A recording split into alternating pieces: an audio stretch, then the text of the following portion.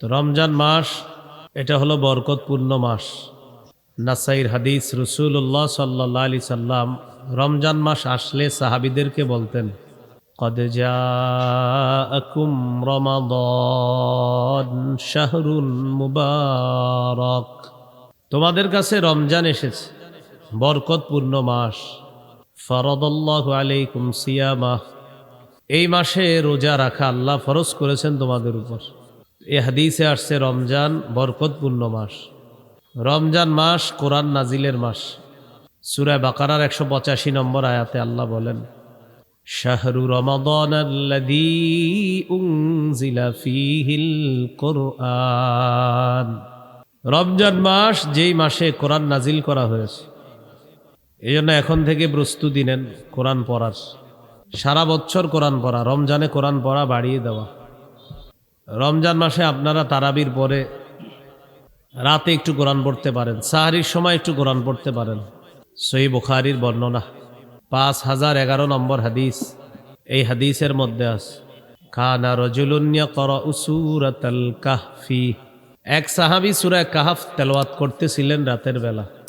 ওয়া ইলা জানিবিহি হিসানুন মারবুতুন বিশাতানাইন, তার পাশে তার ঘোড়াটা বাঁধা। তিনি সূরা কাহফ তেলাওয়াত করতেছেন। ফাজআলা ফারাসুহু ইয়ানফির, তেলাওয়াতের সময় দেখে ওনার ঘোড়া লাফায়। সুবহানাল্লাহ, ঘোড়া লাফায়। তো তেলাওয়াত বন্ধ করলেন, ব্যাপারটা বুঝতে চাইলেন, দেখে তাকাশশাতহু সাহাবা, আকাশের একখণ্ড মেঘ আইসা তার বাসার উপরে উপস্থিত। ঘোড়ার লাফানো যত বাড়ে, তেলাওয়াত যত বাড়ে, ঘোড়ার লাফানো তত বাড়ে। উনি তেলাওয়াত বন্ধ করে দিলেন, মেঘখণ্ডটা চলে গেল। সকালবেলা রাসূলুল্লাহ সাল্লাল্লাহু আলাইহি সাল্লামের কাছে এসে গত রাতের ঘটনাটি শোনাইলেন। ফাকালা রাসূলুল্লাহ সাল্লাল্লাহু আলাইহি ওয়াসাল্লাম, তিলকাস সাকিনাতু তানাজ্জালাত বিল কুরআন। রাসূলুল্লাহ সাল্লাল্লাহু আলাইহি সাল্লাম বললেন, এটা হলো প্রশান্তি, সাকিনা তানাজ্জালাত বিল কুরআন। তোমার কোরআনের তেলাওয়াত, এই তেলাওয়াতের কারণে সাকিনা প্রশান্তি আসমান থেকে তোমার ঘরের উপর চলে আসছে। আমরা তেলাওয়াত করলে সাকিনা আসে, প্রশান্তি আসে। তো এটা আমরা অনেক সময় দেখি না, কিন্তু এই সাহাবীকে আল্লাহ তাআলা দেখায় দিচ্ছে। এই জন্য রমজান মাস কোরআন নাজিলের মাস। আজকে থেকে কোরআন পড়ার অভ্যাস করেন, আল্লাহ তৌফিক দান করেন। রাসূলুল্লাহ সাল্লাল্লাহু আলাইহি সাল্লাম বলেছেন, স্পষ্ট হুকুম, ইকরাউল কুরআন, তোমরা কোরআন পড়ো। আল্লাহ নবীজিকে বলেছেন ইকরা, আপনি পড়েন। নবীজি আমাদেরকে বলেছেন ইকরাউ, তোমরা পড়ো। এই জন্য আমরা রমজান মাস কোরআন নাজিলের মাস। যারা বয়স্ক আছেন, যারা কম বয়সী, যারা বিভিন্ন পেশায় নিয়োজিত আছেন, মাদ্রাসায় পড়েন না যারা, তারাও নিয়ত করে ফেলেন, বিশুদ্ধভাবে এই কোরআনে কারীমের তেলাওয়াতটা অন্তত শিখে নেওয়ার চেষ্টা করবেন। অন্তত কিছু সূরা বিশুদ্ধভাবে শিখে নেওয়ার চেষ্টা করা। আল্লাহ তৌফিক দান করেন। রাসূলুল্লাহ সাল্লাল্লাহু আলাইহি সাল্লামের একজন সাহাবী উসাইদ ইবনে হুযাইর রাদিয়াল্লাহু তাআলা, সহিহ মুসলিমের বর্ণনা। তিনি একদিন রাতের বেলা কোরআন তেলাওয়াত করতেছে। তার পাশে তার সন্তান, নাম হলো ইয়াহইয়া, সন্তান ইয়াহইয়া ঘুমাইতেছে। তিনি কোরআন তেলাওয়াত করতেছে। আকাশের একখণ্ড মেঘ আসছে। আগেরটা ছিল বুখারীর বর্ণনা, এটা মুসলিমের। আকাশের মেঘটার যেটা আসছে, ফিহা আমসালুস সুরুজ, তাকায় দেখে এই মেঘখণ্ডের ভিতরে এরকম ছোট্ট ছোট্ট বাতি, লাইট দেখা যায়। মেঘের ভিতর বাতি। তো উনি যত তেলাওয়াত করে, ওনার ঘোড়াটা লাফায়। তেলাওয়াত বন্ধ করে দিলেন এই আশঙ্কায় যে না জানি ঘোড়া লাফাইতে লাফাইতে তার সন্তান ইয়াহইয়ার উপরে পড়ে যায়, সন্তান মারা যেতে পারে, পদপিষ্ট হয়ে ইনজুর হয়ে যাওয়ার সম্ভাবনা। তেলাওয়াত বন্ধ করে দিলেন। সকালে রাসূলুল্লাহ সাল্লাল্লাহু আলাইহি সাল্লামের কাছে গেলেন। যাওয়ার পর বললেন, ইয়া রাসূলুল্লাহ সাল্লাল্লাহু আলাইহি ওয়াসাল্লাম, রাতের বেলা আমি কোরআন তেলাওয়াত করতেছিলাম, আকাশের একখণ্ড মেঘ বাসার কাছে আসছে, এটার ভিতরে ফিহা আমসালুস সুরুজ, ছোট্ট ছোট্ট বাতি দেখা যায়, ঘোড়াটা লাফায়। এই জন্য আমি তেলাওয়াত যত বাড়াই দেখি ঘোড়া তত লাফায়। নবীজি বললেন, ইকরা ইবনে হুযাইর, ও উসাইদ ইবনে হুযাইর, তুমি যদি আরো তেলাওয়াত করতা। সাহাবী বলেন, হুজুর আরো বললাম। ঘোড়া আরো লাফায়। নবীজি বললেন, ইকরা ইবনে হুজাইর, ও উসাইদ ইবনে হুজাইর, তুমি যদি আরো পড়তা। সাহাবী বলেন, হুজুর আরো পড়লাম, ঘোড়া আরো লাফায়। নবীজি বললেন, ও উসাইদ ইবনে হুজাইর, তুমি যদি আরো পড়তা। সাহাবী জবাব দিলেন, আমি পড়া বন্ধ করে দিলাম এই আশঙ্কায়, খাশিতু আন তাতা ইয়াহইয়া, আমি আশঙ্কা করলাম ওই ঘোড়াটা না জানি আমার সন্তান ইয়াহিয়ার উপরে পড়ে যায় আর পদপিষ্ট হয়ে আমার সন্তানের কোনো ক্ষতি হবে, এই আশঙ্কায় আমি পড়া বন্ধ করে দিলাম। পড়া বন্ধ করার পর দেখলাম ওই মেঘখণ্ডটা আরজা ফিল জাউই, শূন্যে বিলীন হয়ে গেছে, উপরে গিয়ে শূন্যে বিলীন হয়ে গেছে। এটা আমি আর দেখি না। নবীজি সাল্লাল্লাহু আলাইহি সাল্লাম বললেন, তিলকাল মালাইকাতু তাসতামিউ লাক, তুমি যে মেঘখণ্ডের ভিতর বাতি দেখলা, এগুলা ছিল আল্লাহর অসংখ্য অগণিত ফেরেশতা, যারা তোমার তেলাওয়াত শোনার জন্য তোমার বাড়ির উপর চলে আসছে। তো তোমার আমি বারবার পড়তে বললাম কেন? তুমি যদি পড়তা ফজর পর্যন্ত, তোমার বাড়ির সামনে দিয়ে যে সাহাবীরা ফজরের নামাজ পড়ার জন্য মসজিদে যাইতো, তারা স্বচক্ষে ফেরেশতাদেরকে দেখতে পাইত। এই জন্য তোমারে বললাম তুমি যদি আরো পড়তা, আরো পড়তা। তো রমজান মাস কোরআন নাজিলের মাস। কোরআন শুধু রমজানে পড়বেন এমন না, কোরআন রমজানে বাড়ায়া দিবেন পড়া, আগে তো প্রতিদিন পড়বেন। 3টা অভ্যাস নিয়মিত পালন করার চেষ্টা করবেন একদম সারা জীবন। কয়টা বলেন? তেলাওয়াত, 5 ওয়াক্ত নামাজ, সাধ্য অনুযায়ী দান সৎকার। আপনার 2 টাকা সামর্থ্য আছে সৎকার করেন, বা 2 টাকাই করেন, নিয়মিত নিয়মিত নিয়মিত তেলাওয়াত, নিয়মিত 5 ওয়াক্ত নামাজ তো পড়তেই হবে, ছাড়ার কোনো সুযোগ নেই। 3 নাম্বার, সাধ্য অনুযায়ী দান সৎকার। এতে করে 2টা লাভ। 1 নাম্বার, আল্লাহ আপনাকে পরিপূর্ণ প্রতিদান দান করবেন। 2 নাম্বার, দুনিয়া আখেরাতে আপনার মর্যাদা আল্লাহ বাড়ায় দেবেন। সূরা ফাতিরে আল্লাহ বলেন, 22 পারা 16 পৃষ্ঠার শেষ আর 17 পৃষ্ঠার শুরুতে আল্লাহ বলেন, ইন্নাল্লাযীনা ইয়াতলুনা কিতাবাল্লাহ ওয়া আকামুস সালাতা ওয়া আনফাকু মিম্মা রাযাকনাহুম সিররাও ওয়া আলানিয়া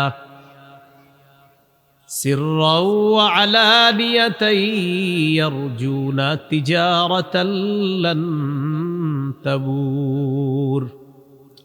যারা কোরআন তেলাওয়াত করে, ওয়া আকামুস সালাহ, নিয়মিত 5 ওয়াক্ত নামাজ পড়ে, কয়টা হলো? 2টা। 3 নাম্বার, ওয়া আনফাকু মিম্মা রাযাকনাহুম সিররাও ওয়া আলানিয়া, যারা গোপনে প্রকাশ্যে আমার দেয়া রিজিক থেকে দান করে, সদকা করে। ইয়ারজুনা তিজারাতাল লান তাবুর, তারা এমন একটা ব্যবসার আশা করে যে ব্যবসায় কোনো লস নাই, শুধু লাভ আর লাভ, যে ব্যবসা কখনো ধ্বংস হবে না, এই ব্যবসা লাভ আর লাভ। তো আল্লাহ বলেন কি লাভ? লিউয়াফিয়াহুম উজুরহুম, যাতে আল্লাহ তাদেরকে পরিপূর্ণ প্রতিদান দান করেন, এটা 1 নাম্বার। 2, ওয়ায়াজিদাহুম মিন ফাদলি, আর যেন আল্লাহ তাদের মর্যাদা, আপন অনুগ্রহে আল্লাহ তাআলা যেন তাদের মর্যাদা বাড়ায়। ইয়াজিদাহুম, যেন তাদেরকে আল্লাহ বাড়িয়ে দেয়, মিন ফাদলিহি, তার অনুগ্রহ। তো আল্লাহ তাআলা এই 3 গুণওয়ালা ব্যক্তিকে তার অনুগ্রহ, তার নেয়ামত, আল্লাহর দেওয়া মর্যাদা দুনিয়াতেও বাড়াবেন, আখেরাতেও বাড়াবেন। যারা তেলাওয়াত করবে, 5 ওয়াক্ত নামাজ পড়বে, আর আল্লাহর দেওয়া রিজিক থেকে কিছু আপনি যতটুকু পারেন সদকা করবেন নিয়মিত, তাহলে একটা হলো আল্লাহ পরিপূর্ণ প্রতিদান দিবেন। 2 নাম্বার, আল্লাহর অনুগ্রহ আল্লাহ আপনারে বাড়ায়া দিবে, সেটা দুনিয়াতেও দিবেন, আখেরাতেও দিবেন। রমজান মাস কোরআন নাজিলের মাস, প্রতিদিন তো কোরআন পড়বই কিছু, কিন্তু রমজানে তেলাওয়াতের মাত্রা আরো বাড়িয়ে দিবে। আল্লাহ তৌফিক দান করেন। রমজান মাস দান করার মাস, মানে অন্য দিন দান করবেন না এমন না, অন্য দিনও করবেন, রমজানে দান বাড়ায়া দিবেন। সহিহ বুখারীর বর্ণনা, 6 নম্বর হাদিস, কানা রাসূলুল্লাহ সাল্লাল্লাহু আলাইহি ওয়াসাল্লাম আজওয়াদান নাস ওয়া কানা আজওয়াদা মা ইয়াকুনু ফি রমাদান। এই পৃথিবীতে যত মানুষ আছে সমস্ত মানুষের মধ্যে রাসূলুল্লাহ সাল্লাল্লাহু আলাইহি সাল্লাম সবচেয়ে শ্রেষ্ঠ দানশীল ছিলেন। রমজান মাসে নবীর দান করার মাত্রা আরো বেড়ে যেত। তাহলে মানুষের মধ্যে সবচেয়ে বড় দানশীল ছিলেন নবীজি সাল্লাল্লাহু আলাইহি সাল্লাম, আর রমজানে দানের মাত্রাটা আরো বাড়িয়ে দিতেন। কি শিখলাম? রমজান ছাড়া দান করা, রমজানে দানের মাত্রা বাড়ায় দেওয়া। আল্লাহ তৌফিক দান করেন। তাহলে রমজান মাস দানের মাস। রমজান মাস জাহান্নাম থেকে মুক্তির মাস। তাই আত্মীয় স্বজনের জন্য ডেলি বলবেন, আল্লাহ আমার আত্মীয় স্বজন কোথায় আছে জানি না, যারা মারা গেছে, তবে এতটুকু বলতে চাই, আল্লাহ আমার আত্মীয় স্বজনের কোনো মুমিন যদি জাহান্নামী হয়ে থাকে, আল্লাহ আপনি জান্নাতি বানায়া দেন, জাহান্নাম থেকে আপনি মুক্তি দিয়ে দেন। ক্বালা রাসূলুল্লাহ সাল্লাল্লাহু আলাইহি ওয়াসাল্লাম ওয়ালিল্লাহি উতাকাউ মিনান নার ওয়া যালিকা ফি কুল্লি লাইলা।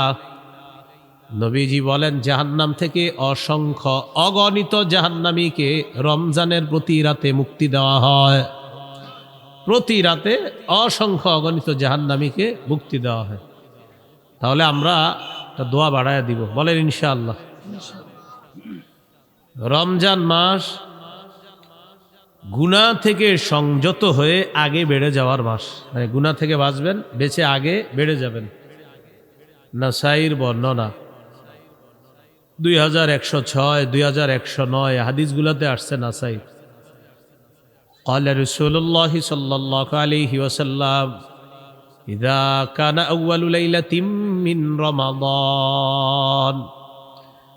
রাসূলুল্লাহ সাল্লাল্লাহু আলাইহি সাল্লাম বলেন, রমজানের প্রথম রাত যখন শুরু হয়, ওই রাত থেকে একজন ঘোষণাকারী ঘোষণা দিয়ে বলে, ইয়া বাগিয়াল খাইরি আকবিল ওয়া ইয়া বাগিয়াশ শাররি আকসির।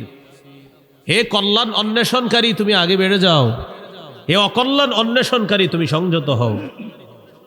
রমজানের প্রতি রাতে একজন ডাক দিয়ে বলে, হে কল্যাণ অন্বেষণকারী, তুমি আরো আগে বেড়ে যাও। ও অকল্যাণ অন্বেষণকারী, থামো, আর কত গুনাহ করবা, থামো।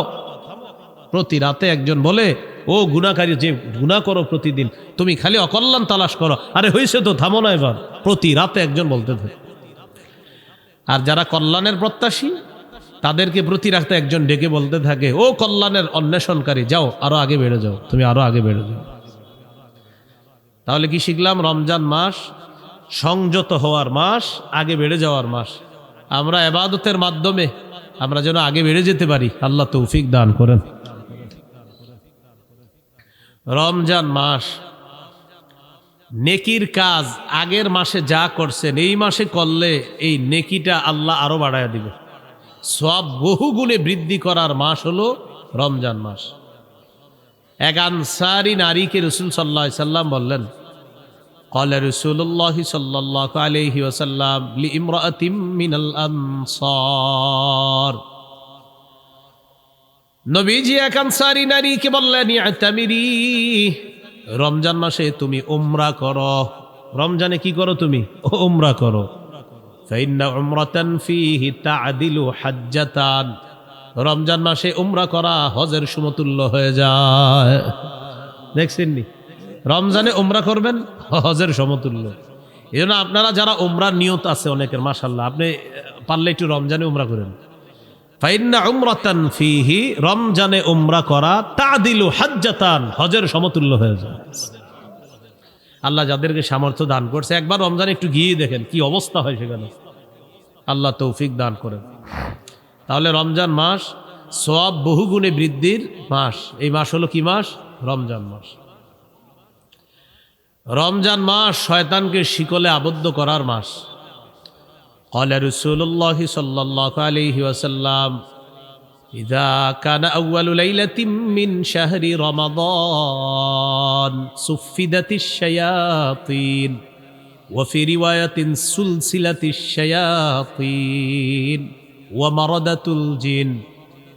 রমজানের প্রথম রাত যখন শুরু হয়, অবাধ্য জিনগুলাকে শিকলে আবদ্ধ করা হয়, শয়তানকে শিকলে বন্দী করা হয়। তাহলে রমজানে আমরা দুষ্টামি করি কেন? রমজান মাসে শয়তান তো শিকলে আবদ্ধ, রমজানে এরপরেও গুনাহ করে না অনেকে। এটা কেন করে বলেন? অভ্যাসগত গুনাহ। কি গুনাহ? রমজানে যারা গুনাহ করে এটা অভ্যাসগত গুনাহ করে। প্রতিদিন রাত 7টা বাজে সে রিমোট দিয়ে টেলিভিশন ছাড়ে। রমজানে আপনার ইফতারির পরে কি করছে? 7টা বাজে বাস রিমোটটা হাতে নিয়ে ছেড়ে দিছিল। স্ত্রী বলে, রমজান মাস আপনারা জানেন না? ও ইন্নালিল্লাহ ইন্নালিল্লাহ, মানে ওনার মনে নেই, আসলে উনি যে রমজান এটা মনে নেই। আজকে রিমোটটা নিছে রমজানে, কি কারণে? অভ্যাস। ওই যে প্রতিদিন টেলিভিশন ছাড়ে, রমজানেও ছাড়ছে, অভ্যাসগত গুনাহ। এখান থেকে কি বোঝা যায়? আপনি আজকে থেকে গুনাহ ছেড়ে দেওয়ার অভ্যাস করেন, না হয় রমজানে গিয়ে অভ্যাস ছাড়তে পারবেন না। আল্লাহ তৌফিক দান করেন। আল্লাহ তাআলা পবিত্র কোরআনে বলেন, ওয়াযারু যাহিরাল ইসমি ওয়া বাতিনাহ, প্রকাশ্য গুনাহ গোপন গুনাহ ছেড়ে দাও। রমজানের প্রস্তুতির মধ্যে এটা একটা প্রস্তুতি, প্রকাশ্য গুনাহ গোপন গুনাহ ছেড়ে দাও। তাহলে আজকে থেকে প্রকাশ্য পাপ গোপন পাপ সবগুলা ছেড়ে দিব, বলেন ইনশাআল্লাহ। সূরা আনআমের 151 নম্বর আয়াতে আল্লাহ বলেন, ওয়ালা তাকরাবুল ফাওয়াহিশা মা যাহারা মিনহা ওয়া মা বাতান, প্রকাশ্য অশ্লীলতা গোপন অশ্লীলতার কাছেও যেও না। প্রকাশ্য অশ্লীলতা গোপন অশ্লীলতার কাছেও যেও না। আপনি মোবাইলে কিছু গুনাহ করেন, রাতে দরজা বন্ধ করে আড়ালে আবডালে, যা আপনার মা জানে না, আপনার বাবা জানে না, আল্লাহ দেখছে আপনাকে প্রতিটা মুহূর্তে। এই প্রকাশ্য পাপের কাছে যাওয়াটা এখনই ছেড়ে দেন। যেমন জিনা নামক পাপের মধ্যে অনেকে জড়িয়ে পড়ে মোবাইলের মাধ্যমে। কানের জিনা, চোখের জিনা, ভিডিও কলে কথা বলছেন, যার সাথে কথা বলা হারাম, চোখের জিনা হচ্ছে। যার সাথে কথা বলা হারাম তার সাথে কথা বলছেন, মুখের জিনা হচ্ছে। দেখে দেখে কথা বলছেন, চোখের জিনা। কানে শুনছেন তো কানের জিনা। মোবাইলে কোনো SMS লেখছেন খারাপ তাকে, এটা হাতের জিনা হচ্ছে। তার সাথে সাক্ষাৎ করবেন, পা দিয়ে হেঁটে হেঁটে রওনা করলেন, পায়ের জিনা হচ্ছে। অন্তরে কল্পনা করছেন সে দেখতে এমন এমন, অন্তরের জিনা হচ্ছে।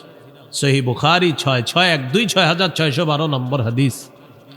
রাসূলুল্লাহ সাল্লাল্লাহু আলাইহি সাল্লাম বলেন, ইন্নাল্লাহা কাতাবা আলা ইবনি আদম হাজ্জাহু মিনাজ জিনা আদরাকা যালিকা লা মাহালা।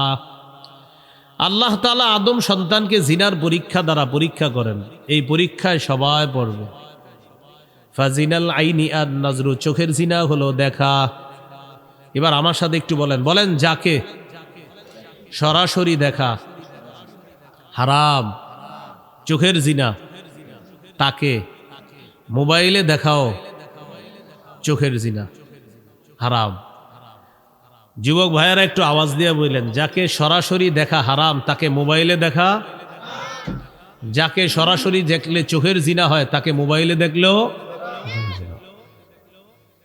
ফাজিনাল আইনি আন নজরু, চোখের জিনা হলো দেখা।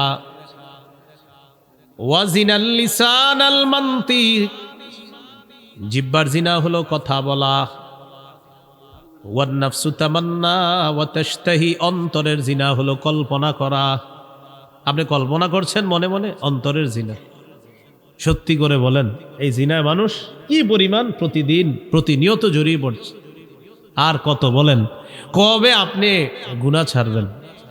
আর কত নেয়ামত আল্লাহর ভোগ করার পর আপনার উপলব্ধিতে আসবে যে আমি আল্লাহরটা খাইতেছি, আল্লাহরটা ভোগ করতেছি, সে আল্লাহ নাফরমানি আমি করতেছি। কিন্তু কবে আপনার বুঝ আসবে যে না, আমার নাফরমানি করা উচিত না? আল্লাহ বলতেছেন গুনাহ ছেড়ে দাও, প্রকাশ্য গুনাহ গোপন গুনাহ। আল্লাহ বলতেছেন পাপের কাছে যাও না, অশ্লীলতার কাছে যেও না। সূরা বানী ইসরাঈল 31 নম্বর আয়াতে বললেন, ওয়ালা তাকরাবুজ জিনা, বান্দা জিনার কাছেও যাও না। বলেন নাই জিনা কইরো না, বলছে জিনার কাছেও যাও না। এই আয়াতের ব্যাখ্যায় মুফাসসিরিন কেরাম বলেন, মা ইউকাররিবু ইলা জিনা, যা জিনা পর্যন্ত বান্দাকে পৌঁছে দেয় এটার কাছে যাওয়া যাবে না। বান্দাকে যে জিনিস জিনা পর্যন্ত পৌঁছে দেয় এটার কাছে বান্দা যাওয়া যাবে না। এই জন্য ভাইয়ারা, স্মার্টফোন ব্যবহার করলে যার বেশিরভাগ অংশ আপনার গুনাহ হয়, তা আপনি না করাই উত্তম। যদি স্মার্টফোন ব্যবহারে এমন হয় বিষয়টা যে আপনি 90% গুনাহ শুধু এটা দিয়ে করতেছেন আর 10% আপনি ভালো কাজ করেন, সেক্ষেত্রে আপনারাই বলেন, কি হুজুর 90% গুনাহ করে এটা দিয়ে। যদি এমনটা হয় তো আপনি স্মার্টফোন কিভাবে ব্যবহার করেন বলেন? কারণ আপনি তো 90% গুনাহ এটা দিয়ে করতেছেন। কোনো আলেম আপনাকে ডাইরেক্ট এটা বলবে না যে তুমি ব্যবহার করবে না, কিন্তু আলেম বলবে তোমার যদি এটা দিয়ে সারাক্ষণ গুনাহ হয় তাহলে তো তুমি এটা ব্যবহার করবে। তো 90 ভাগ গুনাহ যেটা দিয়ে করতেছেন আপনি, না আপনি এটা ব্যবহার করতে পারছেন না। আপনি আপনার অফিসিয়াল কাজগুলা করেন, করে এটা রেখে দেন, কেউ আপনাকে না করবে না, কিন্তু আপনি এটা দিয়া পুরা দুনিয়ার সব গুনাহ আপনি পকেটের মধ্যে নিয়ে ঘুরতেছেন, তখন ওলামায়ে কেরাম আপনাকে বলবে না তুমি এটা ব্যবহার করবে না। এখন সত্যি করে বলেন, স্মার্টফোন দিয়ে কি গুনাহ হয় মানুষের? যদি বেশিরভাগ গুনাহ হয়, আপনার গুনার অংশ হয়, সেক্ষেত্রে মুফতিয়ানে কেরাম আপনাকে বলবে তুমি এটা চালাও না। তো আমি বলছিলাম গুনাহ ছাড়ার অভ্যাস করেন। রমজান মাস অভ্যাসগত গুনাহটা যেন রমজানে আমাদের না হয়।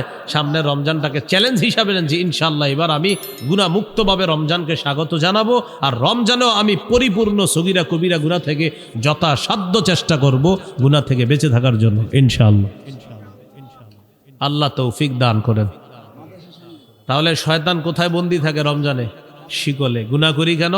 অভ্যাসগত গুনাহ। তাই কি করতে হবে? গুনাহ ছেড়ে দিতে হবে, গুনাহের কাছেও যাওয়া যাবে না। আল্লাহ পাপ থেকে বেঁচে থাকার তৌফিক দান করেন। রমজান মাসের একটা রাত আছে, এই রাতটা 1000 মাসের চাইতে উত্তম। সূরা কদরের 3 থেকে 5 নম্বর আয়াতে আল্লাহ বলেন, লাইলাতুল কদরি খায়রুম মিন আলফি শাহ। লাইলাতুল কদর, কদরের রাতটা, খায়রুম মিন আলফি শাহ, 1000 মাসের চাইতে উত্তম। কয় হাজার মাসের চাইতে? 21, 23, 25, 27, 29, 5টা বেজর রাতে ঘুমাবিনি না, সারা রাত ইবাদত করার চেষ্টা করবেন। 27কে কেন্দ্র করে অপেক্ষা থাকেন না, 21 ইবাদত করবেন, 23তম রজনীতে ইবাদত করবেন, 25তম রজনীতে ইবাদত করবেন, 27, 29তম রজনীতে ইবাদত করবেন। বুখারীতে ইবনে আব্বাসের একটা রিওয়ায়াত আছে, উনি বলেন 24তম রজনীতেও লাইলাতুল কদর হতে পারে। বুখারীর বর্ণনা। কত? 24তম। এই বর্ণনা দেখার পর আমার নিজস্ব উপলব্ধি কি জানেন? শেষের দশকে জোর বেজোর বুঝি না, পুরা 10টা রাতই ইবাদতে কাটানো। শেষের দশক পুরো ইবাদতে কাটান। এর সহজ সিস্টেম, এতেকাফে বসে যান। এতেকাফে বসে যান, বাস শেষ দশক, শেষ 10 রাতটা আপনি শুধু ইবাদতে কাটাবেন। এর সহজ উপায় কি? এতেকাফে যদি বসে যান, তখন তো আপনি সারাক্ষণ ইবাদতে আছেন। সুবহানাল্লাহ। এই জন্য যারা এতেকাফে বসে তারা তো লাইলাতুল কদর পেয়েই যেগুলো। তো যাই হোক, এই রমজানটা শেষের দশকটা একদম মনোযোগ সহকারে প্রতিদিন ইবাদত করবেন, প্রতি রাত বেশি থেকে বেশি ইবাদত করবেন। আল্লাহ তৌফিক দান করেন। এরপরেও যেন বেজর রাত্রিগুলো একটাও আমাদের মিস না হয়। মনে থাকবে তো ইনশাআল্লাহ? আল্লাহ তৌফিক দান করেন। এই হলো রমজান মাসের গুরুত্ব। এখন আমরা জানবো রোজার গুরুত্ব। রোজা, রোজা, সিয়াম। সৌমের আবিধানিক অর্থ হলো আল ইমতিনা, বিরত থাকা। সৌমের আবিধানিক অর্থ হলো বিরত থাকা। কথা না বলাকেও সৌম বলা হয়। কথা না বলাকেও কি বলা হয় ভাই? কথা না বলা কাকে বলে? দেখেন তো আমার দিকে তাকান, এই যে কথা বললাম না, চুপচাপ থাকলাম, এটাকে কি বলা হয়? সৌম বলা হয়। পেরেশান হয়েন না, হ্যাঁ? ফ্যান খুঁজতেছেন, পেরেশান হয়েন না, সমস্যা নেই। হ্যাঁ, আমার গরম দেখে উনি পেরেশান যে ফ্যান লাগবে না, ফ্যান লাগবে না। এটা হয়, এই মুহূর্তগুলো আপনার হঠাৎ গরম, হঠাৎ ঠান্ডা। কিছুদিন পরে হয়তো গরমকাল আল্লাহ তাআলা দিয়ে দিবেন। সৌমের আবিধানিক অর্থ আল ইমতিনা, বিরত থাকা। সৌমের আরেকটা আবিধানিক অর্থ হলো কথা বলা থেকে বিরত থাকা। এইটা আমাদের দেশে যদি আইন করা যাইত, রমজানে কথা না বলা, হ্যাঁ, খুব ভালো হইত। এমনি রোজা রাখে না খায়া, কিন্তু জিহ্বা বন্ধ রাখে না। মানে জিহ্বাকে খানা থেকে বন্ধ রাখলেও আপনার এটা দিয়ে গুনাহ থেকে বন্ধ রাখে না। মানে খানা থেকে বন্ধ, গুনাহ থেকে কি না বন্ধ না। যদি এরকম একটা মানে আপনার আইন হয়ে যাইতো যে বিশেষ করে বাংলাদেশে যারা আছে এদের জন্য জিহ্বাটা নিয়ন্ত্রণ করতে হবে। কারণ আমাদের দেশে আপনার রমজান আসলেই সব জিনিসের দাম বাড়ানো শুরু হয়, জিহ্বার মিথ্যা শুরু হয়। অথচ সারা পৃথিবীর অন্যান্য দেশে রমজান যত আসে মুসলমানদের জন্য দ্রব্য মূল্য তত সহনীয় করে দেওয়া হয়, কমায় দেওয়া হয়। সৌদি আরবে রমজান যত আসে, আগে যেটার দাম ছিল বেশি, খেজুরের দাম যদি হয় 10 রিয়াল, রমজান মাসে করে দিবে 5 রিয়াল। পানির দাম যদি হয় 2 রিয়াল, রমজানে 1 রিয়াল। তাদের ইয়াকিন যে একে আল্লাহ 70 দিবে, এটা তাদের ইয়াকিন। আমরা কি করি? যত রমজান কাছায় আর খালি খুঁজে হুজুর যে কি কি খায় মুসলমান। 1 নাম্বার খেজুর, বাস বাড়াও দাম। 2 নাম্বার রমজানের কতটুকু অংশ গরম থাকবে? শেষ 20 গরম থাকবে। এবার রমজান আপনার শেষের 20 একটু গরম হবে, তাহলে তরমুজ আটকায় রাখো, শেষের 20-এ মারো তরমুজ ইচ্ছা মতো। প্রথমে আটকায় রাখবে, ছাড়বে না প্রথম দিকে। তখন এটা বাড়াবে, গুদামজাত করবে, এরপরে আপনার এটা সময় মতো বাড়ায়া দিবে। এটা কি বলেন ভালো কাজ হলো, না এটা সুযোগের অসৎ ব্যবহার করা হলো? অসৎ ব্যবহার। এটা মুসলমানকে, রোজাদারকে কষ্ট দেওয়ার শামিল। আল্লাহ হেফাজত করেন। এই হলো আপনার রমজান মাস। সৌমের একটা অর্থ হলো কথা থেকে বিরত থাকা, এটাও সৌমের একটা অর্থ। যেমন পবিত্র কোরআনে সূরা মারিয়ামে আছে, ঈসা নবীকে তার আম্মা যখন কোলে নিয়ে মানুষের কাছে যাইতেছে, টেনশনে পড়ে গেছে। ঈসা নবীর আম্মা বলতেছে, আল্লাহ ইয়া লাইতানি মিত্তু ক্বাবলা হাযা, আহারে এই দৃশ্যের আগে যদি আমি মারা যাইতাম ভালো হইত। ওয়া কুনতু নাসিয়াম মানসিয়া, আমার যদি সব ভুলাইয়া দেওয়া হইতো, আমি যদি এমন হইতাম যে সব ভুলে গেছি তাহলে ভালো হতো। আমার যদি সবাই ভুলে যেত ভালো হতো, কারণ আমি এখন সন্তান নিয়ে যাব, আমার স্বামী নাই, কোনো পুরুষও আমাকে স্পর্শ করে না, জাতি তো আমাকে বলবে সন্তান করতে গেছে। তো বলতেছে ইয়া লাইতানি মিত্তু ক্বাবলা হাযা, হায় আমি যদি আর আগে মারা যাইতাম। ঈসা নবীর আম্মা এটা বলতেছে। তো আল্লাহ তাআলা ঈসা নবীর আম্মাকে বললেন, فَإِمَّا تَرَيِنَّ مِنَ الْبَشَرِ أَحَدًا فَقُولِي إِنِّي نَذَرْتُ لِلرَّحْمَنِ صَوْمًا فَلَنْ أُكَلِّمَ الْيَوْمَ إِنسِيًّا। তুমি যদি মানুষের মধ্যে কাউকে দেখো, তোমারে ডিস্টার্ব করতে পারে মানুষ, তখন তুমি বলবা ইন্নী নাযারতু লিররহমানি সাওমা, আমি কথা না বলার মানত করেছি, আমি রহমানের জন্য কথা না বলার মানত করেছি। এই যে সৌমা, সৌমা মানে কথা না বলার মানত করা। তাহলে সৌমের একটা অর্থ কি? কথা না বলা। ফালান উকাল্লিমাল ইয়াউমা ইনসিয়া, আজ আমি কিছুতেই কার সাথে কথা বলবো না, কোনো মানুষের সাথে কথা বলবো না। মাহফিল হইতেছে নাকি? আর একটু কিসের আওয়াজ? কিছু বেচতেছে মনে হয় কেউ মাইক দিয়া। নিষেধ করেন তো, এরকম আপনাদের মাহফিলের পাশে মাইক বাজবে কেন? তো আল্লাহ তাআলা বললেন, মারিয়াম তুমি কোনো পুরুষকে যখন দেখবা, মানুষকে দেখার পর বলবা আমি রহমানের জন্য কথা না বলার মানত করেছি, আমি কারোর সাথে কথা বলবো না। খুব মন দিয়ে শুনবেন, বুঝাইতে চাইলাম সৌমের একটা অর্থ হলো কথা বলা থেকে বিরত থাকা। তো আমি বলতেছিলাম রমজান মাসে জিহ্বাটারে বিরত রাখার খুব চেষ্টা করা। কেন? একটু বুঝেন। হাদিসে আসছে রাসূল সাল্লাল্লাহু আলাইহি সাল্লাম বলেছেন, সিয়াম হলো ঢাল, যতক্ষণ এই ঢালটাকে ছিদ্র না করা হবে। বলেন তো সিয়াম কি? ঢাল, জাহান্নাম থেকে বাঁচার ঢাল। এটাকে যতক্ষণ কি না করা হবে, ছিদ্র। রোজা নামক ঢাল ছিদ্র হয় দুটি অপরাধে। কয় অপরাধে? মিথ্যা এবং গীবত। এখন আপনারা বলেন মিথ্যা গীবত হয় কি দিয়ে? জিহ্বা দিয়ে। তাহলে রমজানের রোজাটা হলো ঢাল, ততক্ষণ যতক্ষণ এটাকে ছিদ্র না করা হবে। রমজান নামক রোজা বা রমজানের মাসের যে রোজা, এই রোজা নামক ঢালটা ছিদ্র হয় দুটি অপরাধে। একটি হলো মিথ্যা বলা, আরেকটি হলো গীবত করা। মিথ্যা এবং গীবত হয় জিহ্বা নামক অঙ্গের মাধ্যমে। তাই আজকে থেকে চেষ্টা করা আমরা জিহ্বাকে নিয়ন্ত্রণ করা, এটার মাধ্যমে যেন আমাদের রোজাগুলা ছিদ্র না হয়, যথাসাধ্য চেষ্টা করা। আল্লাহ হেফাজত করুন। তাহলে এবার আপনারা বলেন রোজা ছিদ্র হয় কয় অপরাধে? কি কি? মিথ্যা আর গীবত হয় কোন অঙ্গের মাধ্যমে? তাহলে জিহ্বাকে এখন থেকেই সংযত করা, নিয়ন্ত্রণ করা। আল্লাহ তৌফিক দান করেন। তিরমিজির হাদিস 2406 নম্বর হাদিস, 2406। এই হাদিসের বর্ণনাকারী উকবা ইবনে আমের রাদিয়াল্লাহু তাআলা তিনি রাসূল সাল্লাল্লাহু আলাইহি সাল্লামকে প্রশ্ন করলেন, মান নাজাতু ইয়া রাসূলুল্লাহ, ওগো আল্লাহর রাসূল মুক্তির উপায় কি আমি আপনার কাছে জানতে চাই। রাসূলুল্লাহ সাল্লাল্লাহু আলাইহি সাল্লাম বললেন মুক্তির উপায় তিনটি। ভাই মুক্তির উপায় কয়টি? তিনটি। এক নাম্বার, আমসিক আলাইকা লিসানাক, তুমি তোমার জবান সংযত রাখবা, জিহ্বা সংযত রাখবা। এটা মুক্তির এক নাম্বার উপায়। এখান থেকে বোঝা যায় জিহ্বা আপনাকে বিপদে ফেলবে। নবী বললেন মুক্তির এক নাম্বার উপায় জবান নিয়ন্ত্রণ করবা। দুই নাম্বার, ওয়ালিয়াসাকা বাইতুকা, তোমার ঘর যেন তোমার জন্য প্রশস্ত হয়। এটার উদ্দেশ্য হলো আপনি কাজ শেষ করে তাড়াতাড়ি বাসায় চলে যাবেন। 6টা বাজে বাসায় যাওয়ার কথা, আপনি রাত 10টা 11টা বাজছে এখনো বাসায় যান না। স্ত্রী ফোন দিয়েছে, কি ব্যাপার 6টায় বাসায় আসার কথা, সর্বোচ্চ 6:30 7টা বাজতে পারে, আপনি এখনো আসেন নাই কেন? বন্ধুদের সাথে আছি। না, বন্ধুদের সাথে থাকা যাবে না। আপনার কাজ শেষ, বাসা, বাসা থেকে বের হয়েছেন কাজ, হয়তো কাজে নয়তো বাসা, নয়তো বাসা নয়তো কাজে, অন্য কোথাও থাকবেন না। নবী বলেন মুক্তির 2 নাম্বার উপায় বাসায় থাকো। কেন? কারণ বাহিরে যেই গুনাহগুলো আপনি করবেন, আপনার স্ত্রী, সন্তান, মা বাবার সামনে সেগুলা মন চাইলেও করতে পারবেন না। তাই নবী বললেন মুক্তির 2 নাম্বার উপায় বাসায় থাকো।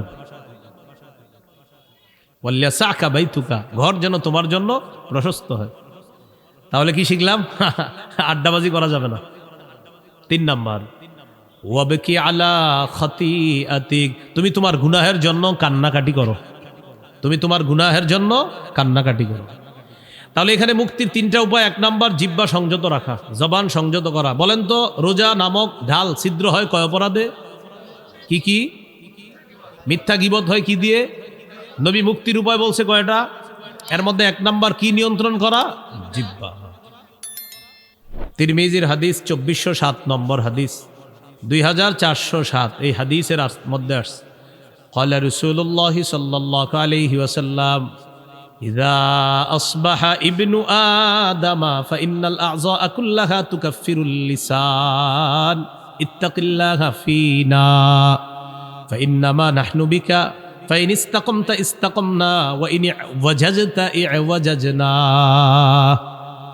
আদম সন্তান যখন সকালে ঘুম থেকে ওঠে, আমি আপনি আমরা যখন আগামীকাল সকালে ঘুম থেকে উঠব, আমার আপনার সমস্ত অঙ্গ প্রত্যঙ্গগুলা জিহ্বাকে ডাক দেয়। কাকে?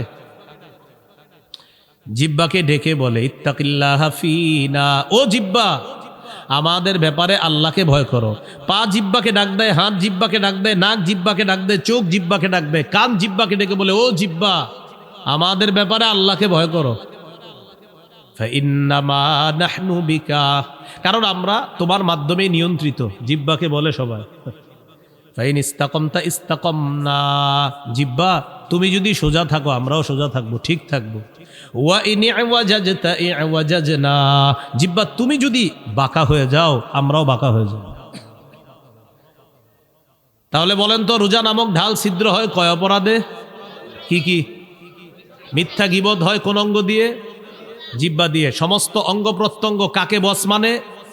জিহ্বা। জিহ্বা বস সবার, এজন্য এটা নিয়ন্ত্রণ করেন না। তিরমিজির হাদিস 2408 নম্বর হাদিস, ক্বালা রাসূলুল্লাহ সাল্লাল্লাহু আলাইহি ওয়াসাল্লাম, মান ইয়াতাকাফফালু লি মা বাইনা লাহইয়াইহি ওয়া মা বাইনা রিজলাইহি আতাকাফফালু লাহু বিল জান্নাহ। রাসূলুল্লাহ সাল্লাল্লাহু আলাইহি সাল্লাম বলেন, আমার কোনো উম্মত যদি 2টি অঙ্গের নিশ্চয়তা আমাকে দিতে পারে যে সে জিহ্বা দিয়ে গুনাহ করে না আর লজ্জাস্থান দিয়ে গুনাহ করে না, 2 চোয়ালের মাঝের অঙ্গ তথা জিহ্বা, 2 রানের মাঝের অঙ্গ তথা লজ্জাস্থান, এই 2টি অঙ্গ দিয়ে সে গুনাহ না করার নিশ্চয়তা যদি আমাকে দিতে পারে, আমি নবী তাকে জান্নাতে নেওয়ার জিম্মাদার হয়ে যাব। তিরমিজির হাদিস 2409 2409, ক্বালা রাসূলুল্লাহ সাল্লাল্লাহু আলাইহি ওয়াসাল্লাম, মান ওয়াকাহুল্লাহু শাররা মা বাইনা লাহইহি ওয়া মা বাইনা রিজলাইহি দাখালাল জান্নাহ। রাসূলুল্লাহ সাল্লাল্লাহু আলাইহি ওয়াসাল্লাম বলেন, আল্লাহ তাআলা যদি কোনো ব্যক্তিকে জিহ্বা এবং লজ্জাস্থানের গুনাহ থেকে হেফাজত করে, অনিষ্টতা থেকে হেফাজত করে, আল্লাহ তাআলা যদি আমাকে আপনাকে জিহ্বা এবং লজ্জাস্থানের অনিষ্টতা থেকে হেফাজত করে, বাঁচায়, নবী বলেন সে মরবে, দাখালাল জান্নাহ, জান্নাতে প্রবেশ করবে। আল্লাহর কাছে বলে, আল্লাহ জিহ্বার অপরাধ থেকে বাঁচান, লজ্জাস্থানের অপরাধ থেকে আমাকে বাঁচান। বলেন আমিন। তিরমিজির হাদিস 2410 নম্বর হাদিস। এই হাদিসের বর্ণনাকারী সুফিয়ান রাদিয়াল্লাহু তাআলা, তিনি রাসূলুল্লাহ সাল্লাল্লাহু আলাইহি ওয়াসাল্লামকে বললেন, হাদ্দিসনি বিআমরিন আ'তাসিমু বিহি ইয়া রাসূলুল্লাহ, হুজুর আমাকে এমন কিছু বলেন যেটা আমি মজবুতভাবে আঁকড়ে ধরবো, এমন কিছু আমাকে বলেন। ফাকালা রাসূলুল্লাহ সাল্লাল্লাহু আলাইহি ওয়াসাল্লাম, কুর রাব্বিয়াল্লাহ সুম্মা ইসতাকিম, তুমি বলো আমার রব আল্লাহ, এটার উপর অটল থাকবা। বলেন রাব্বিয়াল্লাহ, বলেন আবার রাব্বিয়াল্লাহ, আল্লাহ আমার রব বা আমার রব আল্লাহ। নবীজি বললেন তুমি এই কথাটা বেশি বেশি বলবা আর এটার উপর অটল থাকবা যে আমার রব আল্লাহ, আমার রব আল্লাহ, রব্বি আল্লাহ, আমার রব আল্লাহ। এর মানে হলো লা ইলাহা ইল্লাল্লাহ, আরো যত কিছু আছে এগুলা বেশি বেশি বলা, মানে আপনি স্বীকৃতি দেওয়া আমার রব আল্লাহ, এই কথার উপর অটল থাকা। এবার সাহাবী গুরুত্বপূর্ণ একটা প্রশ্ন করলেন রাসূল সাল্লাল্লাহু আলাইহি সাল্লামকে, মা আখওয়াফু মা তাখাফু আলাইয়া ইয়া রাসূলুল্লাহ, হুজুর আমার জন্য সবচেয়ে বিপজ্জনক আপনি কি মনে করেন? নবীজিকে প্রশ্ন করলেন, ইয়া রাসূলুল্লাহ আমার জন্য সবচেয়ে বিপজ্জনক বিষয় কোনটি আপনি মনে করেন, আপনার কাছে জানতে চাই। ফাখাযা বিলিসানি নাফসিহি, নবী নিজের জিহ্বা মুবারক ধরে বললেন হাযা, এটা, হাযা, এটা। নবী নিজের জিহ্বা ধরে বললেন এটা, এটা তোমার জন্য সবচেয়ে বিপজ্জনক মনে করি। কেমন যেন আমাকে আপনাকে সকলকে এটার দ্বারা আল্লাহ রাসূল হুঁশিয়ার বানিয়ে দিচ্ছেন। এক সাহাবীকে নবীজি বলতেছেন তোমার জন্য সবচেয়ে বিপজ্জনক মনে করি, নিজের জিহ্বা দেখায় বলতেছে হাযা, এটা, এটা, এটা। শুধু কি সাহাবীকে বলেছেন না আমাদের সকলকে? সকলকে, এটা, এটা সবচেয়ে বিপজ্জনক। তাহলে মূল কথায় চলে আসি, রোজা ছিদ্র হয় কয় অপরাধে? কি কি? মিথ্যা গীবত হয় কোন অঙ্গ দিয়ে? জিহ্বা। সবচেয়ে বিপজ্জনক অঙ্গের নাম কি? সমস্ত অঙ্গ প্রত্যঙ্গের বসের নাম কি? জিহ্বা। সবাই সকালবেলা কারে ডাকতে থাকে? জিহ্বা। তাহলে এটা বেশিরভাগ মানুষকে জাহান্নামে নিবে, আল্লাহ হেফাজত করেন। তিরমিজির হাদিস 2616 নম্বর হাদিস, 2616 হাদিসের বর্ণনাকারী মুআদ ইবনে জাবাল রাদিয়াল্লাহু তাআলা তিনি বলেন, কুনতু মা রাসূলিল্লাহি সাল্লাল্লাহু আলাইহি ওয়াসাল্লাম ফি সাফারিন, আমি রাসূলুল্লাহ সাল্লাল্লাহু আলাইহি সাল্লামের সাথে এক সফরে ছিলাম। ফাসবাহতু ইয়াওমান করিবাম মিনহু ওয়া নাহনু নাসীর, ফাসবাহতু করিবাম মিনহু ওয়া নাহনু নাসীর। নবীর সাথে এক সফরে ছিলাম।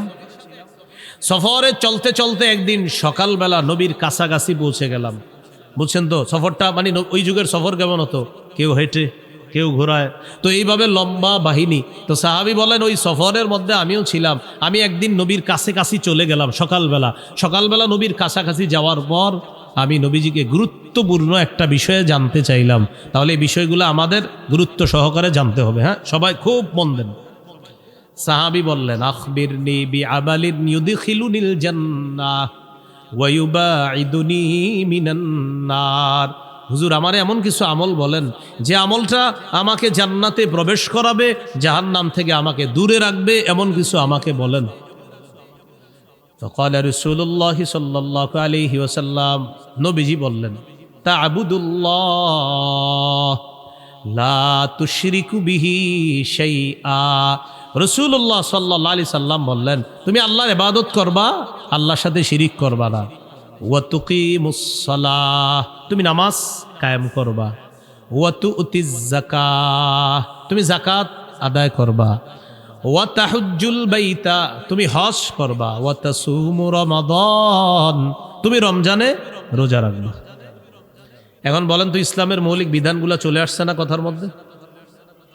রাসূলুল্লাহ সাল্লাল্লাহু আলাইহি সাল্লাম বললেন, আলা আদুল্লুকা আলা আবওয়াবিল খাইর, আচ্ছা আমি কি তোমাকে কল্যাণের দরজাসমূহের কথা বলবো না? এবার নবীজি বললেন, কল্যাণের অনেকগুলা দরজার মধ্যে উল্লেখযোগ্য দরজা হলো 3টি। কল্যাণের উল্লেখযোগ্য দরজা কয়টি?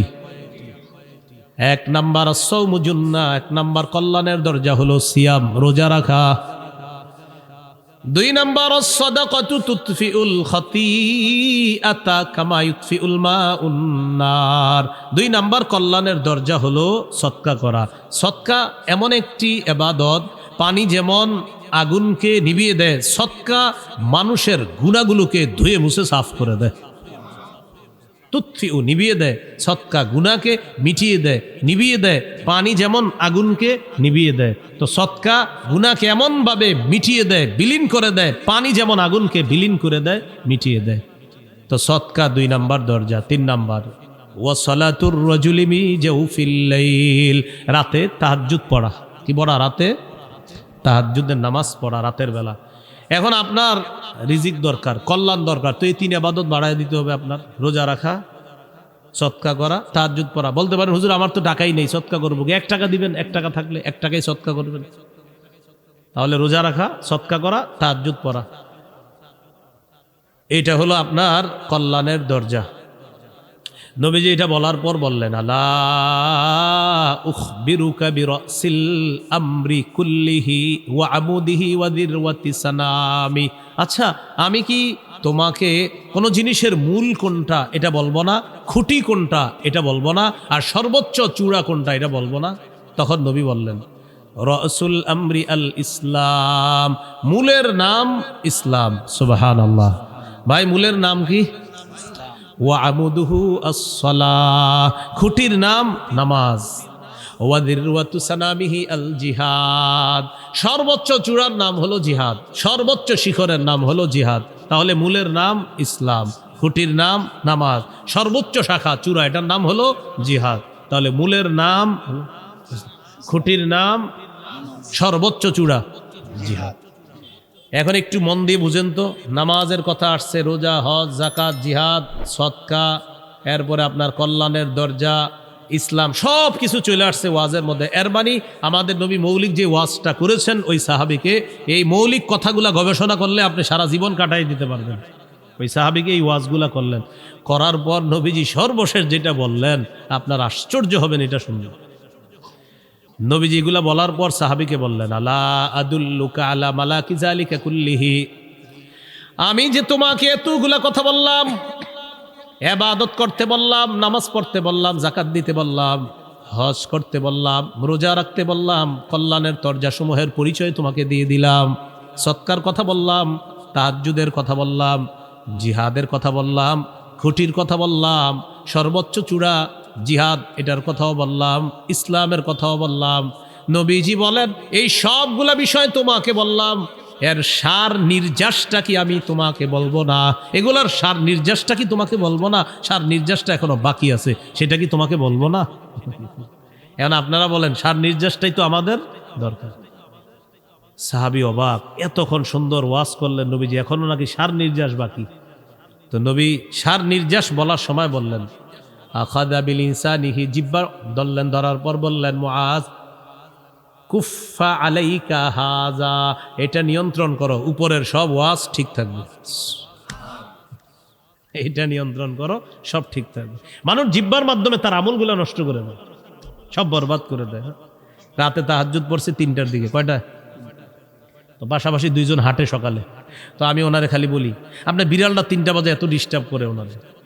উনি আমার একদিন বলে, আচ্ছা 3টায় ডেলি আপনাকে ডিস্টার্ব করে কেন? তা আমি বললাম, 3টায় তাহাজ্জুদ পড়ি তো, এই জন্য বিড়ালটা ওই সময় আমার ডিস্টার্ব। মানে আমার এতদিন বিড়াল বলার মাকসাদ হলো ওনারা জানানো আমি যে 3টায় তাহাজ্জুদ পড়ি।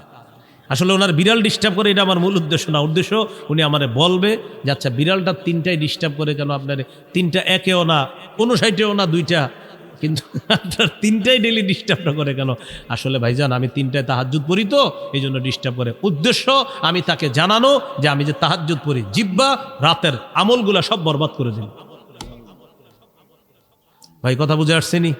তো নবীজি বললেন সব ঠিক থাকবে, এইটা ঠিক রাখো। এটা সাহাবী প্রশ্ন করলেন, ইন্না লামুআখাযুনা বিমা নাতাকাল্লামু বিহি ইয়া রাসূলুল্লাহ, ইয়া রাসূলুল্লাহ, জিহ্বার অপরাধেও কি আমাদেরকে পাকড়াও করা হবে, ধরা হবে? আপনার কাছে জানতে চাই।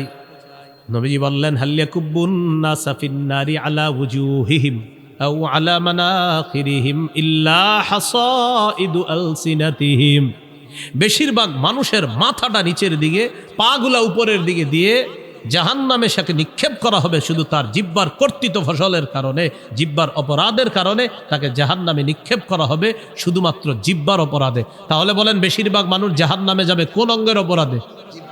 রোজা ছিদ্র হয় কয় অপরাধে? কি কি? মিথ্যা গীবত হয় কোন অঙ্গ দিয়ে? জিহ্বার কারণে বেশিরভাগ মানুষ কোথায় যাবে? নবী বললেন জাহান্নাম থেকে বাঁচার ঢাল হলো রোজা। রোজা ছিদ্র হয় মিথ্যা আর গীবতের মাধ্যমে, মিথ্যা গীবত হয় জিহ্বা দিয়ে। নবী বলেন জিহ্বার কারণে বেশিরভাগ মানুষ জাহান্নামে। আল্লাহ আমাদেরকে হেফাজত করেন। তাহলে জিহ্বার গুনাহ থেকে বাঁচবো তো ইনশাআল্লাহ। এই হলো সৌমের আবিধানিক অর্থ, মনে আসেনি?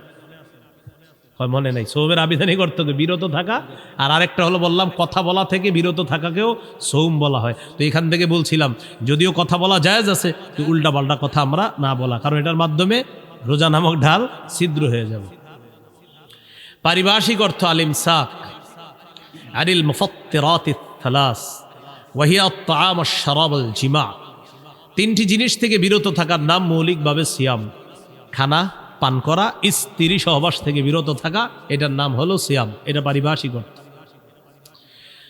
রমজানের রোজা যে ফরজ করা হয়েছে 4টি ধাপে ফরজ করা হয়েছে। কয় ধাপে? বাস একটু যদি আপনারা মন দিয়ে শোনেন, আশা করি বিষয়গুলো ক্লিয়ার ভাবে বুঝে আসবে। একটু আমার সাথে বলেন বলেন অভ্যাস, আদেশ, ফরজ, তবে একটু ছাড়। বলেন 4 নাম্বার ফরজ, কোনো ছাড় নাই। আবার 1 নাম্বার বলেন, 1 নম্বর অভ্যাস, 2 আদেশ, 3 ফরজ, তবে ধনীদের জন্য ছাড় ছিল। বলেন ধনীদের জন্য 4 নাম্বার। বলেন 4 নাম্বার ধনী গরিব সবার উপর ফরজ, কোনো ছাড় নাই। এই 4টি ধাপে রমজানের রোজা ফরজ করা হয়েছে। 1 নাম্বার অভ্যাস, তিরমিজির হাদিস, 761 নম্বর হাদিস। আবু যর গিফারি রাদিয়াল্লাহু তাআলা আনহুকে রাসূলুল্লাহ সাল্লাল্লাহু আলাইহি সাল্লাম বলেন, আবু যর, ইযা সুমতা মিনাশ শাহরি সালাসাতা আইয়াম, তুমি যদি প্রত্যেক মাসে 3টি রোজা থাকতে চাও, ফাসুম সালাসা আশরাতা ওয়া আরবাআ আশরাতা ওয়া খামসা আশরাতা, তুমি যদি প্রতি মাসে 3টি রোজা রাখতে চাও তাহলে 13, 14, 15 রাখবা। যদি চাও তাহলে রাখবা। অভ্যাস, মন চাইলে রাখতে পারো। তাহলে প্রথমে নবী অভ্যাস করাইলেন সাহাবায়ে কেরামকে যে তুমি যদি 3টা রোজা রাখতেই চাওই মাসে, তাহলে 13, 14, 15 আরবি মাসের এই রোজাগুলা রাখবা। আর হাদিসে আসছে মান সামা সালাসাতা আইয়ামিন মিন কুল্লি শাহরিন কানা কামান সামাদ দাহর, যে ব্যক্তি প্রতি আরবি মাসে 3টা রোজা রাখবে, এর মানে 3, 11, 33টা রোজা।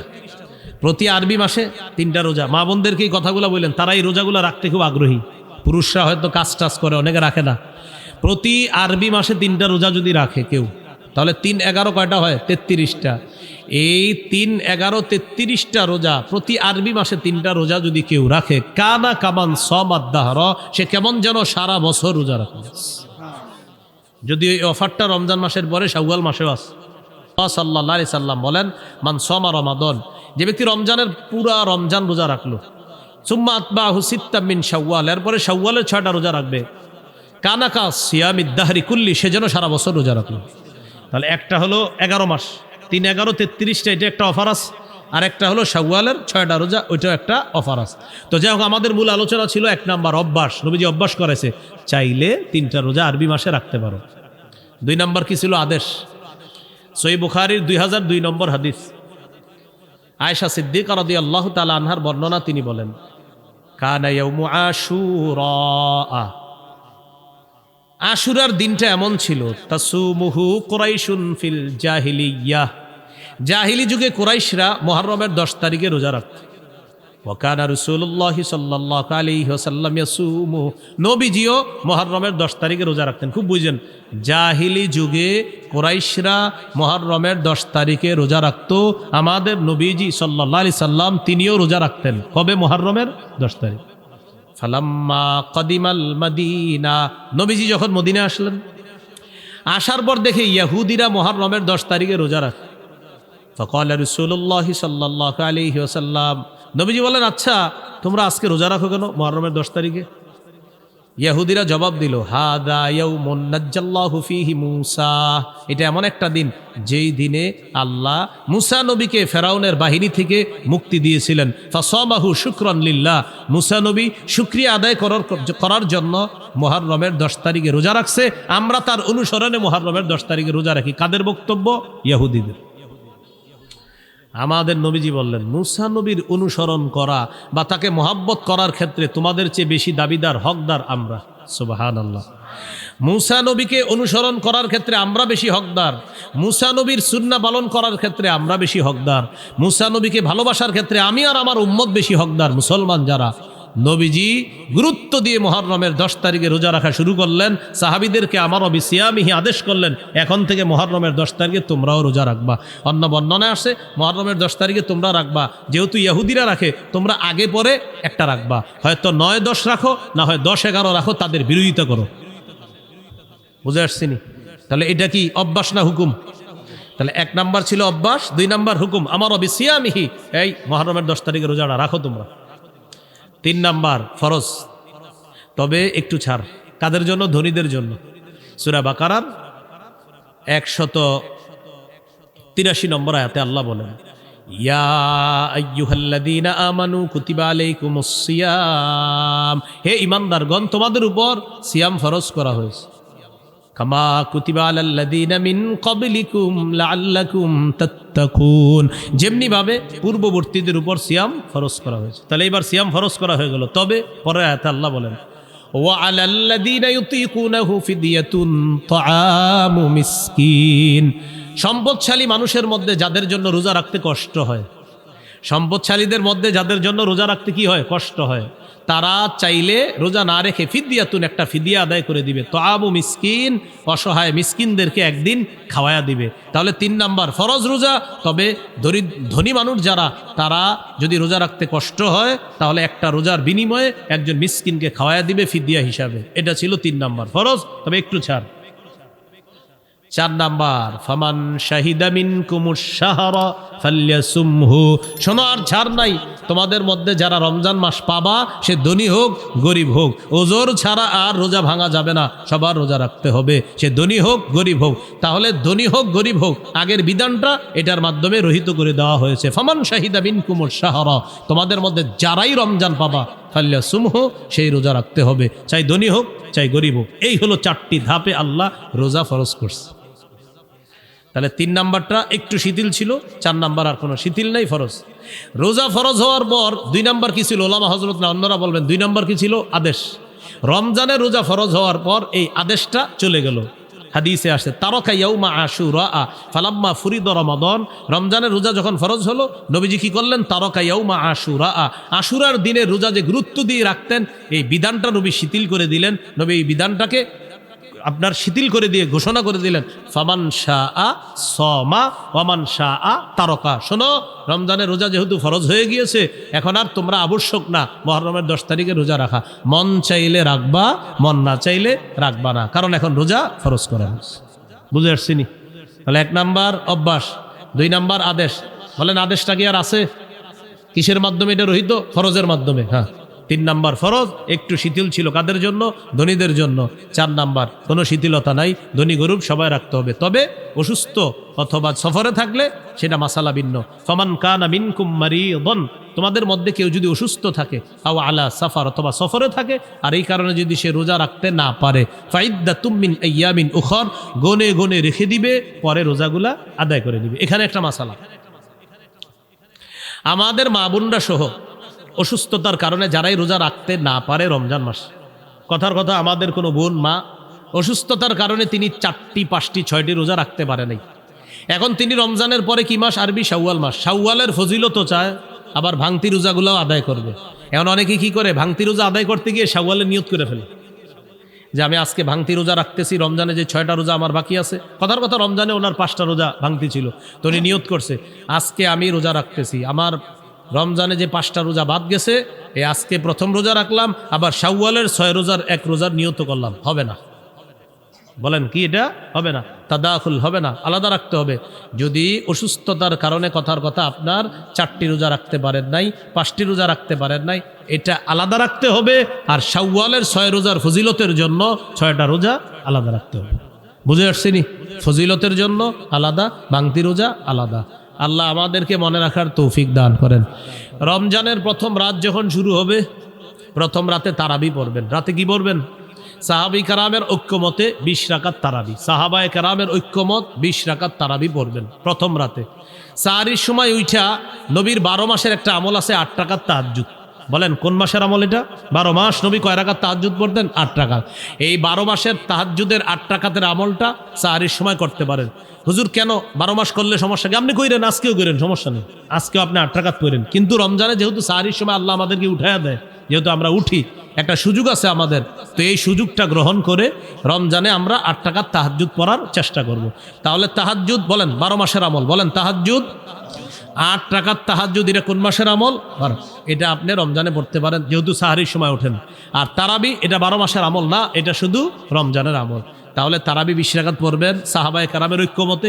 হাফেজ সাহেব যারা আছি আমরা একটু ধীরস্থিরভাবে তারাবিতে তেলাওয়াত করব, যেন মুসল্লিরা তেলাওয়াতগুলা বুঝতে পারে। দ্রুত আমরা তেলাওয়াত করব না, খুব সুন্দরভাবে আমরা তেলাওয়াত করব। কাদির, হাকিম, আলিম, সুদূর এগুলা কিন্তু মুসল্লিরা বুঝে। 12 নাম্বার পাড়ায় রশিদ আছে না, কয়েকবার রশিদ, আমাদের এক মুসল্লি নাম আব্দুর রশিদ, উনি গনছে, কয় হুজুর আজকে আমি 12 নাম্বার পাড়াটা পড়ছি, আর আমার নামটা কয়েকবার ছিল, আমি গুনছি আপনি এতবার পড়ছেন কিনা রশিদ, আমারে বলছে 12 নাম্বার পাড়ার দিন। একদম পুরো আব্দুর রশিদ ভাই এখন আছে লালবাগে, উনি 12 নাম্বার পাড়ার দিন আমার 1 বছর বলছে। এখন আমি ওই মসজিদে না, আরেক মসজিদে দাঁড়াই পড়াই। তো যে ওখানে যখন পড়াইতাম লালবাগে আপনার আমলিগুলা এসি মসজিদ, তো ওখানে আব্দুর রশিদ ভাই আছে একজন, তো উনি ওনার নাম যেহেতু আব্দুর রশিদ, তো 12 নাম্বার পাড়ায় রশিদ আছে কয়েকবার, তো উনি গুনে রাখছে যে উনি 12 নাম্বার পাড়াটা পড়ছে আর গুনে রাখছে রশিদ। হ্যাঁ, এভাবে গুনে রাখছে আপনার যে অবা আমরু ফিরআউনা বিরশিদ আলাইসা মিনকুম রাজুলুর রশিদ, এইভাবে রশিদ আছে কয়েকবার 12 নাম্বার পাড়ায়, তো ওনার নাম আব্দুর রশিদ। তো এই বেচারা আইসা গনছে, কয় হুজুর রশিদটা কিন্তু আপনি যেই আমি গুনছি আপনি যে ঠিক এতবারে আমি পড়ছি আজকে, আপনি এতবারই পড়ছেন, তার মানে বেচারা আমার পড়াটা মন দিয়ে শুনছে।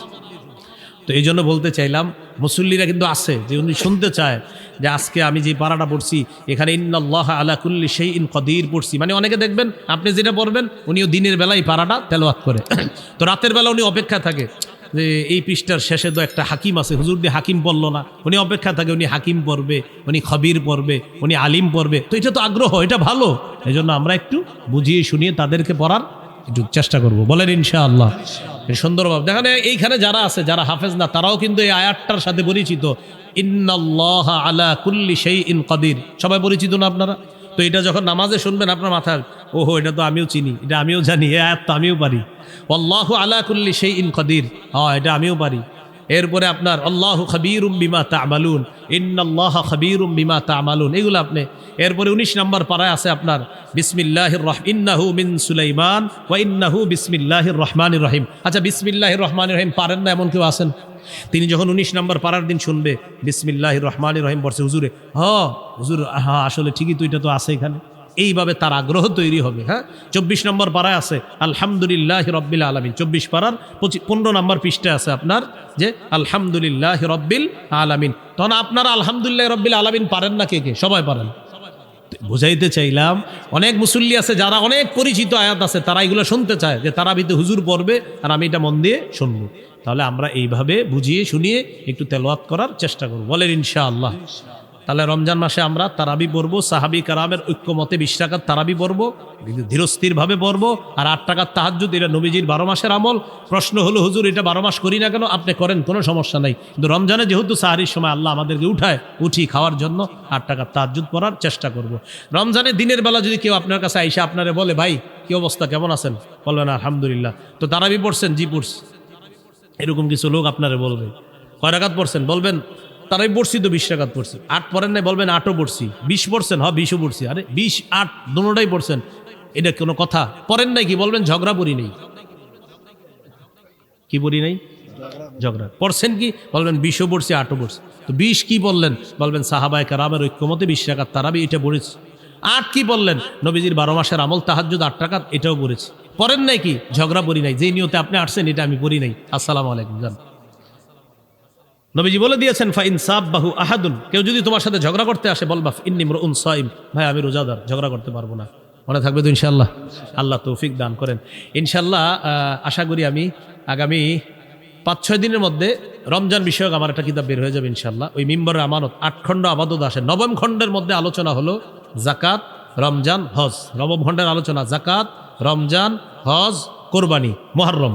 জাকাত, রমজান, হজ, কোরবানি, মুহররম, সফরে কিছু কুসংস্কার আছে। এই পুরো আলোচনাগুলো 9ম খণ্ডে আছে। তো ওলামা হজরতদের অনেকে বলে ওইটা কবে আসবে, আমি আসলে 6 মাস ধরে বলতেছি আসবে আসবে, এখনো আসে না। তো সর্বশেষ বলতেছি ইনশাল্লাহ আশা করি 5-7 দিনের মধ্যে এটা যে কোনোভাবে ইনশাল্লাহ আনার চেষ্টা করতেছি। তাও ইনশাল্লাহ কিন্তু বারবার বলতেছি, আপনার আবার এরকম বলার সুযোগ নাই। কই বললেন তো 5-7 দিনের মধ্যে, আসে নাই তো, বারবার বলতেছি ইনশাআল্লাহ আসবে। হ্যাঁ, তো এটা আপনারা একটু সংগ্রহ করে নেবেন। এখন ওই গাড়িতে 1 থেকে 8 খণ্ড আছে, এখন গাড়িতে 1 থেকে 8 খণ্ড আছে, যাদের প্রয়োজন হয় নিতে পারেন। 1 নম্বর খণ্ড সন্তানের 64টা অধিকার, 2য় খণ্ড শিরিক বেদাত কুফুর তাওহীদ, 3য় খণ্ড হালাল হারাম সুদ, 4র্থ খণ্ড স্বামী স্ত্রীর অধিকার, 5ম খণ্ড লা ইলাহা ইল্লাল্লাহর ব্যাখ্যা, 6ষ্ঠ খণ্ড নামাজ, সপ্তম খণ্ড পাক নাপাকের মাসালা। যেমন শীতকালে ইমাম সাহেবরা প্রশ্ন করেন, হুজুর ঢিলা নিলে হবে না, পানি কি নিতে হবে? আর গরমকালে প্রশ্ন করে, হুজুর পানি নিলে চলবে না, ঢিলা নিতে হবে। এখন করবেন কোনটা? এটা সপ্তম খণ্ডে আলোচনা আছে। অষ্টম খণ্ডে আপনার নামাজের মাসালাগুলা আলোচনা আছে অষ্টম খণ্ডে। যাদের প্রয়োজন হয় গাড়ির কাচ না ভেঙে গাড়ি থেকে সংগ্রহ করতে পারেন। আসসালামু আলাইকুম রহমতুল্লাহ।